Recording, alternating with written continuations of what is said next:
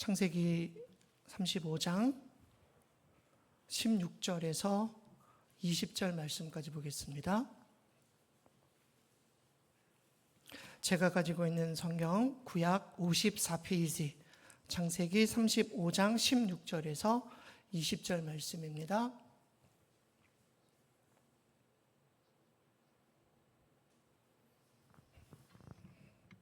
다 찾으신 줄 알고 한 절씩 교독하시고 20절 말씀만 같이 합독하겠습니다.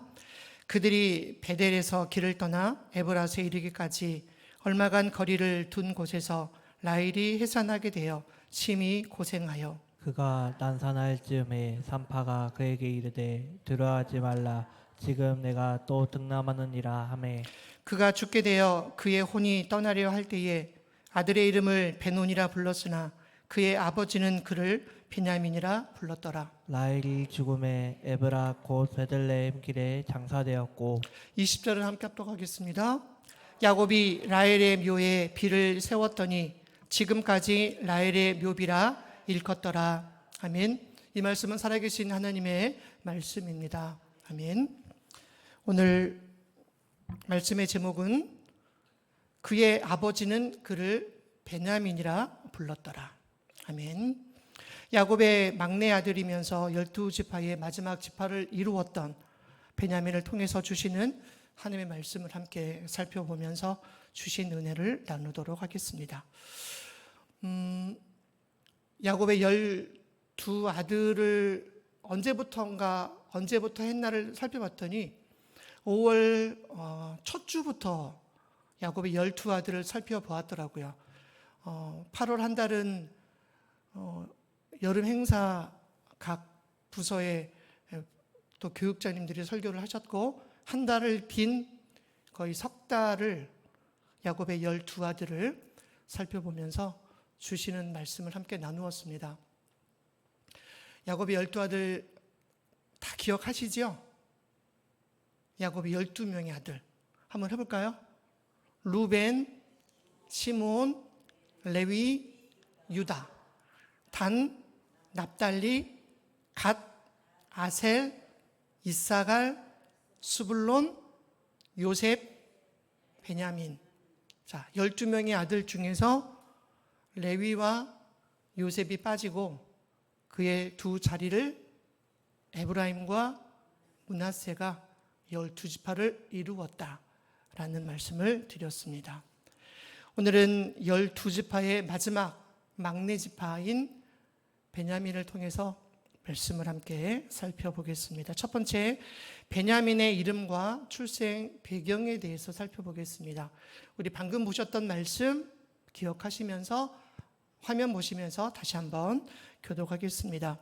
그들이 베델에서 길을 떠나 에브라스에 이르기까지 얼마간 거리를 둔 곳에서 라헬이 해산하게 되어 심히 고생하여 그가 난산할 즈음에 산파가 그에게 이르되 두려워하지 말라 지금 내가 또 등남하느니라 하매 그가 죽게 되어 그의 혼이 떠나려 할 때에 아들의 이름을 베논이라 불렀으나 그의 아버지는 그를 베냐민이라 불렀더라. 라헬이 죽음에 에브라 곧 베들레헴 길에 장사되었고 20절을 함께 합독하겠습니다.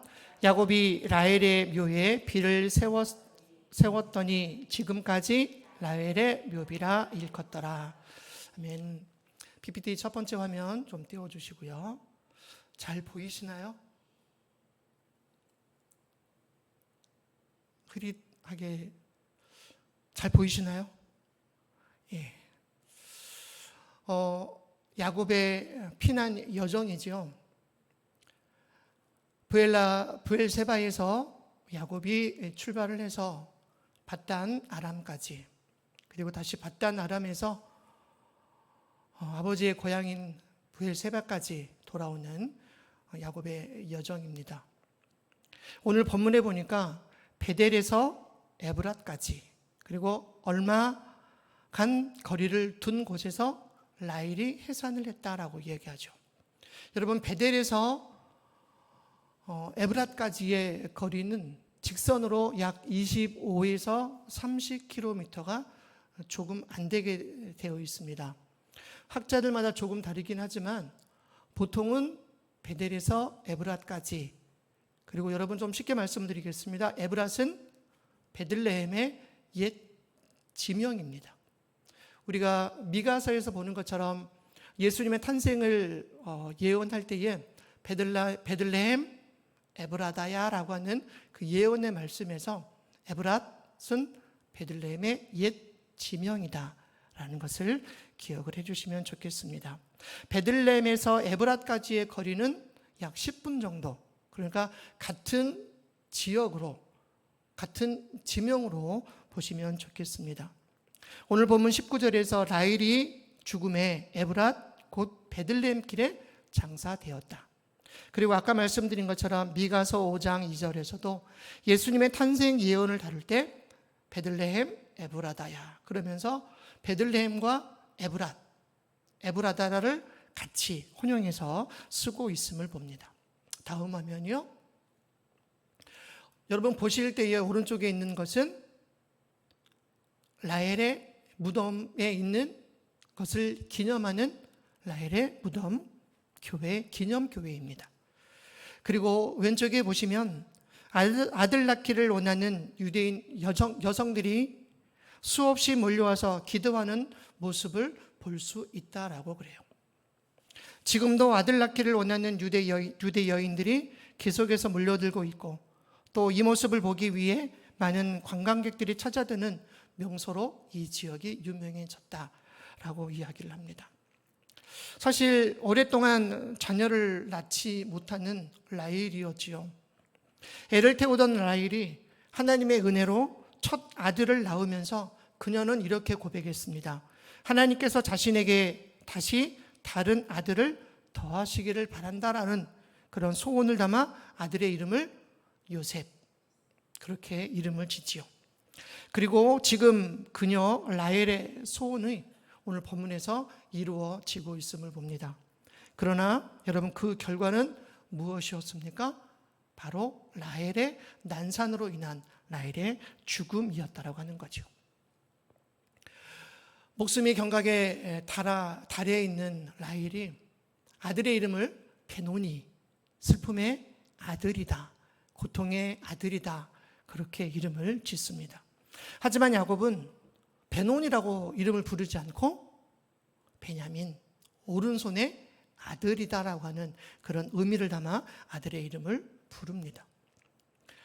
우리가 계속해서 야곱의 12아들을 살펴보는 가운데 야곱의 아들들 중 유일하게 야곱이 아들의 이름을 지어준 것이 누구였냐면 베냐민이었습니다.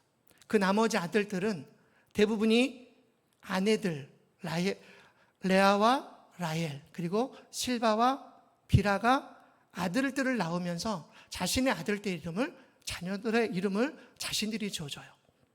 그런데 처음에 베논이라고 하는 이름을 지었을 때에 그 이름을 바꾸어 베냐민, 오른손의 아들, 바로 야곱이 최종적으로 자기가 지어준 이름이 베냐민이었다라고 하는 거죠.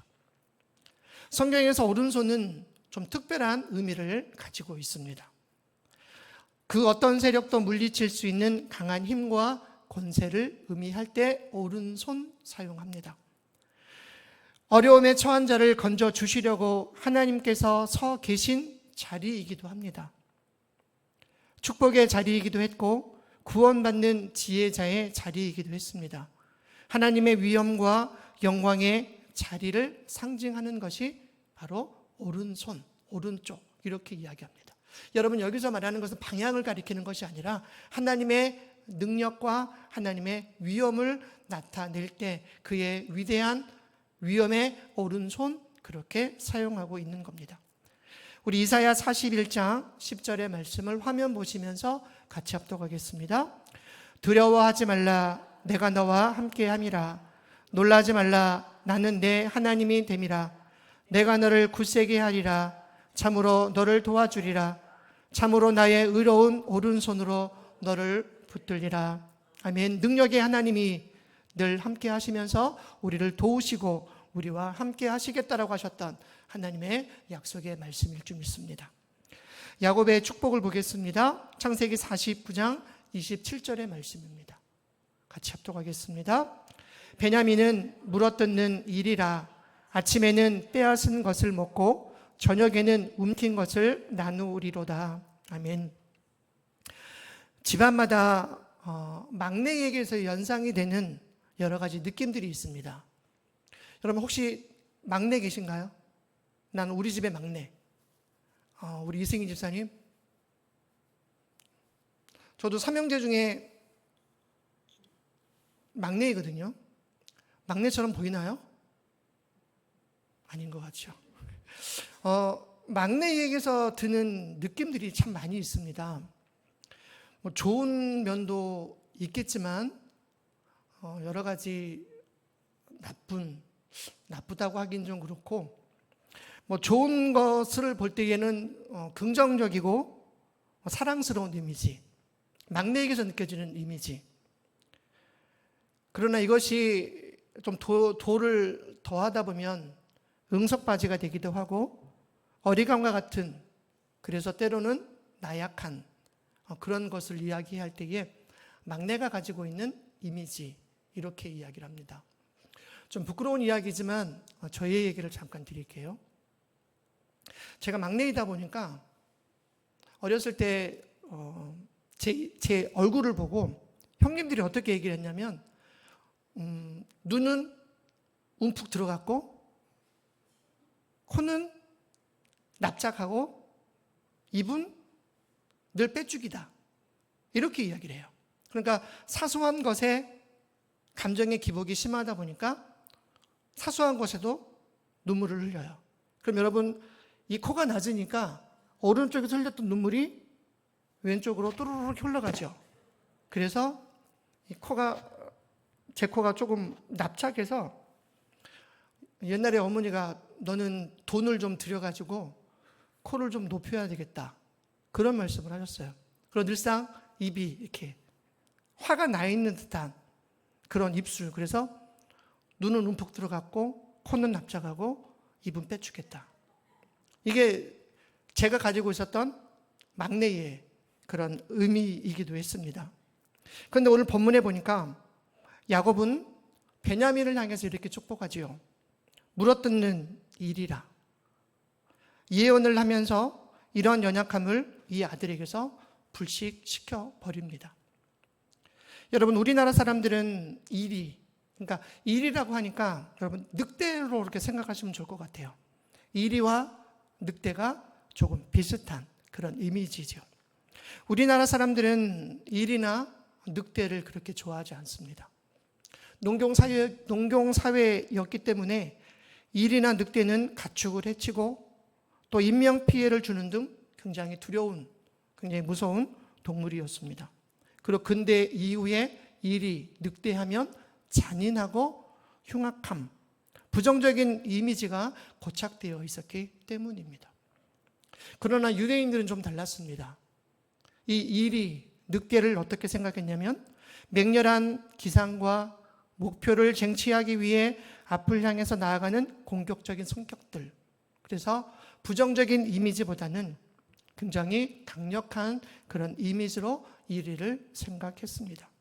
체구가 작지만 아주 강인하고 힘이 세고 한번 마음먹은 목표를 끝까지 그것을 얻어내고야만 하는 기질을 그들은 굉장히 좋아했던 것 같습니다. 그리고 일을 얘기하면서 야곱은 이렇게 축복을 하죠. 아침에는 빼앗은 것을 먹고 저녁에는 움킨 것을 나누어 주리라. 여기서 말하는 아침에는 빼앗은 것을 먹고, 여러분 이 말에서 들을 수 있는 의미는 목표를 성취한다라고는 이미지를 보여주는 겁니다. 비록 막내기의 기질이지만, 비록 엄마를 일찍 여인 슬픔의 자식이지만 그의 후손은, 그리고 그의 지파는 목표를 성취할 것이다. 그의 강함들을 통해서 하나님의 그에게 뜻하신 일들을 그들은 이루어 갈 것이다 라고 축복하고 있습니다. 그러나 그것으로 끝나는 것이 아니라 또 어떻게 축복하냐면 저녁에는 움킨 것을 나누어 주리라. 여러분 이 말씀에서는 강인하게 목표를 성취했습니다. 강인하게 무엇인가를 획득했습니다. 그러면 그것이 내 것만이 아니라, 내 것으로만 고집하는 것이 아니라 나누어 주는, 흘려보내는 믿음의 삶이 될 것이다 라고 하는 그런 축복을 담고 있습니다. 말씀을 준비하면서 베냐민 지파 사람들이 과연 누가 있을까를 살펴봤습니다. 그리고 베냐민 지파 사람들은 용감하게 이스라엘 사람들을 외적으로 일어나고 있는 그런 많은 힘들고 어려운 일들을 함께 지켜나가는 많은 일들을 감당했었던 그런 사람이었음을 살펴볼 수가 있습니다. 베냐민 지파 출신 중에 대부분의 사람들은 오늘 야곱이 그의 자녀들을 축복했던 그 기질을 그대로 그들이 가지고 있었음을 볼 수가 있습니다. 여러분, 지금 말씀드린 사람은 누구일까요? 사사로 모압 왕 에글론을 직접 찾아가 칼로 찔러 죽인 왼손잡이 사사 에훗이죠. 여러분, 에훗은 왼손잡이 사사였습니다. 그러나 그는 하나님이 주신 강력한 힘과 강력한 파워를 가지고 모압 왕 에글론을 쳐 무찌르지요. 다른 사사들은 대부분이 20년, 40년 평온했지만 에훗은 80년을 그가 살아있는 동안 하나님은 그 나라에 평온을 주셨다라고 이야기를 해요. 얼마만큼 에훗이 가진 기질이, 에훗이 가지고 있는 그런 특성들이 하나님이 그를 얼마나 귀하게 쓰셨는가를 살펴볼 수 있는 조그마한 이야기인 것 같습니다. 자, 또 다른 사람은 바로 사울 왕이죠. 베냐민 지파 사울 왕. 여러분, 그가 처음에 이스라엘 왕이 되었을 때 그는 기골도 장대했었고 그는 생긴 모든 것들이 굉장히 훌륭했던 그런 사람이었습니다. 그러나 그의 말년은 좋지 않았지요. 자, 또 다른 사람을 한번 살펴볼까요? 모르드게와 에스더. 아하수에로 왕이 나라를 다스릴 때에 어려움 가운데 있었던 민족을 살렸던 여인, 그리고 그 여인이 왕후가 되기까지 뒤에서 무던히 이끌었던 모르드게와 에스더가 베냐민 지파 사람입니다. 그리고 또 한 사람, 신약에 와서 가장 유명한 바울이 바로 베냐민 지파 사람입니다. 바울이 되기까지. 그리고 하나님은 그를 변화시키셔서 여러분 세계 선교를 이끌어갔던 하나님의 위대한 사람으로 그들을 쓰셨죠. 그들은 목표를 위해 달려들었던 이리와 같은 그런 기질을 가지고 있었던 사람. 하지만 하나님은 그들을 다듬으셔서 자기의 것을 나눌 줄 아는 위대한 사람으로 하나님은 그들을 만들어 주셨습니다. 사랑하는 여러분, 오늘 우리 안에 가지고 있는 갖가지 기질들, 그러나 하나님은 이 기질도 쓰시고 우리의 모든 것도 쓰시고 하나님 나라 가운데 아름답고 귀하게 사용하여 주실 줄 믿습니다. 모세는 이 베냐민 지파를 어떻게 축복했을까요? 신명기 33장 12절의 말씀입니다. 화면 보시면서 같이 합독하겠습니다. 베냐민에 대하여는 일렀으되 여호와의 사랑을 입은 자는 그 곁에 안전히 살리로다. 여호와께서 그를 날이 마치도록 보호하시고 그를 자기 어깨 사이에 있게 하시리로다. 아멘. 하나님의 사람 모세는 약속의 땅 가나안에 들어가지를 못했습니다. 그리고 가나안 땅을 바라보면서 마지막 유언으로 각 지파에게 축복을 선언합니다. 그리고 방금 읽으셨던 말씀은 베냐민 지파를 향하여 주셨던 모세의 축복입니다. 모세는 베냐민을 어떻게 부르고 있습니까? 여호와의 사랑을 입은 자. 너의 기질, 너의 행하는 모든 모습을 하나님은 쓰시고 하나님은 사용하시겠다라고 하는 그런 의미인 겁니다. 베냐민 지파를 향한 하나님의 사랑이 지극하고 얼마나 각별한 것인가를 알 수 있는 내용이기도 합니다. 모세는 베냐민 지파를 향한 하나님의 사랑을 입은 것에서 떠나 하나님은 그를 보호하시고 하나님은 그를 지키시겠다라고 말씀하고 있습니다. 한번 하나님의 사랑에 묶인 자는 그분으로부터 영원하고도 구체적인 사랑의 후원을 받게 될 것입니다. 사실 베냐민의 출생 때부터 슬픈 경험을 했을 겁니다. 그가 태어나던 바로 그날이 어머니 라헬이 세상을 떠난 날이었기 때문입니다. 이렇게 시작된 베냐민의 슬픔은 자기 친형 요셉이 실종됨으로써 또 한 번 슬픔을 경험하지요. 어린 시절을 결코 행복하게 보낼 수 없는 베냐민이었지만 그럼에도 그는 하나님의 사랑을 받은 자로 일생을 살아가는 것을 보게 됩니다. 비록 인간적으로는 불행한 일들이 많았지만 하나님께서는 그 같은 아픔을 지닌 일생을 깊은 애정을 가지고 하나님은 그를 지키시고 하나님은 그를 안전하게 보호해 주셨습니다. 사랑하는 여러분, 살아가는 동안 여전히 힘들고 어렵고 고난과 슬픔이 우리의 삶 가운데 있지만 하나님은 베냐민을 지키시고 베냐민을 안전케 하셨던 것처럼 저와 여러분도 지키시고 안전케 해 주실 줄 믿습니다. 자, 네 번째, 이제 베냐민 지파를 상징하는 보석에 대해서 살펴보겠습니다. 출애굽기 28장 19절의 말씀입니다. 함께 합독합니다. 셋째 줄은 호박, 백만호, 자수정이요. 화면 보시겠습니다. 아무리 보실 때 좀 편한 거로 찾아보려고 해도 잘 없더라고요. 좀 이해를 부탁을 드리겠습니다. 대제사장이 입었던 의복 맨 마지막 흉패에 붙여져 있는 12개의 보석입니다. 대제사장의 흉패는 세로로 4줄 가로로 3줄씩 질서정연하게 배열되어 있습니다. 그중 셋째 줄 마지막 보석이 바로 자수정, 베냐민 지파를 상징하는 보석이지요. 지금 보시는 것처럼 이게 자수정의 원석입니다. 색상은 주로 보라색을 띠고 있지요. 여러분, 색깔이 의미하는 게 있더라고요. 왕의 신분과 왕의 존귀함을 상징합니다.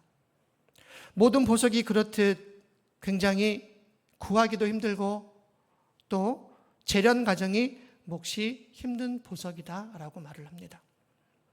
우리가 손에 보석이나 여러 가지 장신구를 차고 있지만 이것이 장신구가 되기까지 많은 재련과 많은 시간이 필요한 것을 보게 됩니다.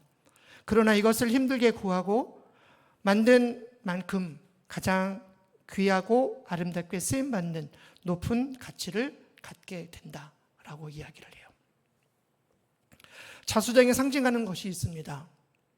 바로 우리가 큰 일을 하기 위해서는 그만큼의 대가가 필요하다라고 하는 거예요. 여러분, 신앙하시기, 그러니까 믿음 생활하시기 참 쉬우신가요? 믿음 생활하시기 참 어려운 시대를 우리는 살아가고 있지요. 그러나 믿음 생활을 할 때에 우리에게는 반드시 희생과 대가가 필요합니다. 예배 오기 위해서 일찍부터 예배를 준비하고 오는 것, 이것이 우리가 감당해야 될 희생, 그리고 내려놓는 대가. 베냐민은 어머니의 죽음이라고 하는 대가가 있었기에 그는 태어났고, 상징하는 보석 또한 많은 노력과 많은 일을 필요로 했습니다. 우리가 이 사실을 통해서 얻는 교훈은 하나님의 위대한 일은 희생이라는 대가가 없으면 이루어지지 않는다. 그리고 거저 얻는 것은 없다라는 것을 우리는 자수정을 통해서 배울 수 있게 된다라고 하는 거죠. 현대 그리스도인들의 가장 커다란 취약점이 한 가지가 있습니다. 내가 오늘을 살아가고 있는 현대의 그리스도인들, 우리 그리스도인들에게 가장 취약점 하나는 희생 없이 성취를 열망하고 있다고 하는 거예요.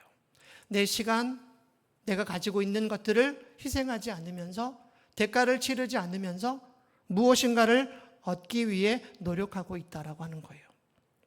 그래서 본 히퍼 목사님은 이렇게 이야기합니다. 교회가 연약해진 그 원인이 어디에 있는가를 살펴보았더니 그것은 오늘의 우리가 예수님을 따라가기 위해서는 필요한 대가를 지불하는 일을 거절하고 있기 때문이다.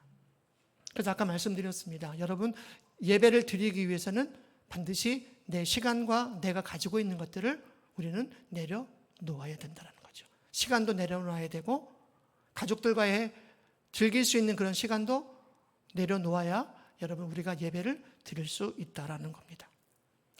오늘 우리 안에 과연 어떤 희생이 있는지,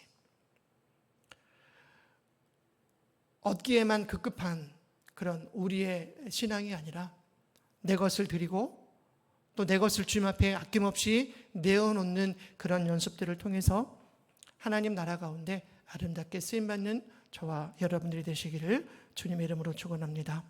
이제 다섯 번째, 베냐민 지파를 통해서 배우게 되는 교훈이 한 가지가 있습니다. 하나님은 가장 작은 자, 가장 나약한 자, 가장 연약한 우리를 들어 쓰신다라고 하는 거죠. 12아들 가운데 막내 베냐민의 후손이 베냐민 지파였습니다. 그런 관계로 늘 가장 작은 자로 취급되었지요. 그러나 그들은 가장 작은 지파였지만 하나님은 그들을 지극히 사랑하셔서 여호와의 사랑을 입은 자라고 말하면서 가나안 영토 분배 당시 그들에게 이스라엘의 중심인 예루살렘을 분깃으로 하나님은 그들에게 땅을 분배해 주셨습니다. 이스라엘 영토 가운데 가장 작은 지역이 어디냐면 바로 베냐민 지파가 분배받았던 땅이에요. 여러분, 그 땅이 어디냐면 바로 이스라엘이 있던 땅, 예루살렘이 있던 땅, 그곳을 하나님은 그들에게 분배해 주셨습니다. 하나님은 비록 보잘것없고 연약한 존재들이라 할지라도 그들을 크게 들어 쓰시고 그들을 영화롭게 하시는 분이신 줄 믿습니다. 그렇다면 우리가 비록 이 땅에서 내세울 것 없고 또 소외된 위치에 있다 할지라도 우리는 낙담하지 말고, 우리는 실망하지 말고, 하나님, 오늘 나의 기질과 내가 가지고 있는 모든 것들을 하나님 나라 가운데 우리를 사용하여 주옵소서. 함께 기도하는 저와 여러분이 되었으면 좋겠습니다. 이제 결론의 말씀입니다. 여러분, 베냐민의 인생은 이름의 변화에서 시작되었다라는 말이 있어요. 처음에 그의 이름은 베노니, 슬픔의 아들. 여러분, 평생 동안 아버지가 이름을 고쳐주지 않았다면 평생 그의 이름은 슬픔의 아들이었을 거예요. 하지만 슬픔의 아들에서 그의 이름을 오른손의 아들 베냐민이라 바꾸어 부르시죠. 여러분, 우리도 한번 보겠습니다. 여러분, 우리는 예수님을 믿기 전, 우리는 예수님을 알기 전 우리의 신분은 죄의 마귀의 자녀였습니다. 그러나 예수님을 통해서 우리는 하나님의 자녀로 우리의 신분이 변화가 되었지요. 그래서 죄의 자녀로 불려지던 우리의 이름이 하나님의 자녀, 예수님을 따라가는 하나님의 자녀들로 우리의 이름이 변화가 된 것입니다. 단순히 이름의 문제가 아니에요. 우리를 변화시키시고 우리를 하나님의 사람으로 쓰시기 위한 하나님의 방법이었음을 이야기합니다. 베냐민은 오늘 이렇게 말합니다. 우리의 시작이 어떠하든 그것이 우리의 끝을 결정하지는 않습니다. 고통은 이름이 될 수 있지만 하나님은 그 이름을 바꾸어 주실 수 있습니다. 그리고 그 변화 속에서 우리를 향하신 뜻은 다시 시작되고 있습니다. 여러분, 늘 하나님께 붙들림 받아 믿음 안에 살아가는 저와 여러분들의 삶이 되시기를 주님의 이름으로 축원합니다. 적용을 한번 보겠습니다. 두 가지의 적용을 살펴보려고 합니다. 함께 읽겠습니다. 하나님의 섭리와 하나님의 은혜를 기억합시다. 두 번째, 모든 사람은 그 나름대로의 쓸모가 있다는 것을 기억합시다.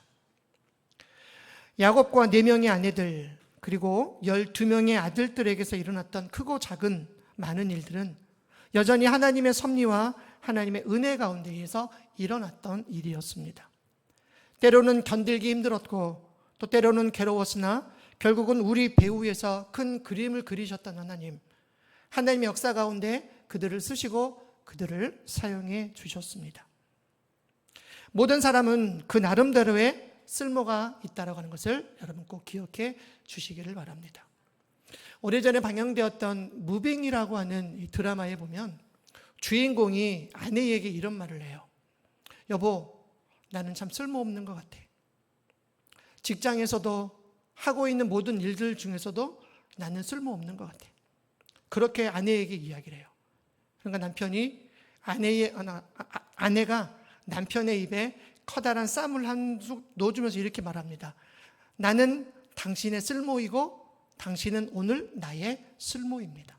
여러분, 마찬가지로 우리 역시 하나님이 쓰실 만한 믿음의 사람들인 줄 믿습니다. 비록 연약하고 비록 깨지기 쉬운 질그릇과 나무 그릇이다 할지라도 하나님이 우리를 쓰실 때, 하나님이 우리를 사용하실 때 귀하고 아름답게 사용될 줄 믿습니다. 때문에 다른 사람의 복과 비교하고 우리는 부러워할 필요가 없습니다. 오늘 하나님께서 나에게 주신 복, 하나님이 우리를 쓰시기 위한 하나님의 기대와 하나님의 부르심이 무엇인지를 나마다 말씀 가운데에 새기고 그것을 늘 묻고 하나님의 응답하심을 기다리며 살아가는 저와 여러분들이 되시기를 주님의 이름으로 축원합니다. 기도하겠습니다. 사랑이 많으신 아버지 하나님, 은혜를 감사합니다. 야곱에게 주셨던 12명의 지파를 또 살펴보았습니다. 각각에게 주셨던 하나님의 은혜가 있습니다. 각각에게 주셨던 하나님의 섭리가 있습니다. 또 오늘 우리들 가운데에 주신 하나님의 섭리와 하나님의 은혜를 바라보면서 실망하거나 낙심하거나 좌절하지 않게 하시고 오늘도 우리가 하나님 편에 붙들림 받아 살아가는 줄 믿고 하나님이 우리를 쓰실 때까지 또 하나님이 우리를 사용하실 그날 귀하고 아름답게 사용되도록 우리를 지키시고 인도하여 주시옵소서. 기도의 제목을 가지고 주 앞에 부르짖을 때에 하나님 들으시고 응답하여 주시며 우리들 마음 가운데에 천국의 기쁨을 경험할 수 있는 귀한 시간 되도록 하나님 인도해 주옵소서. 예수님의 이름으로 감사하며 기도드립니다. 아멘.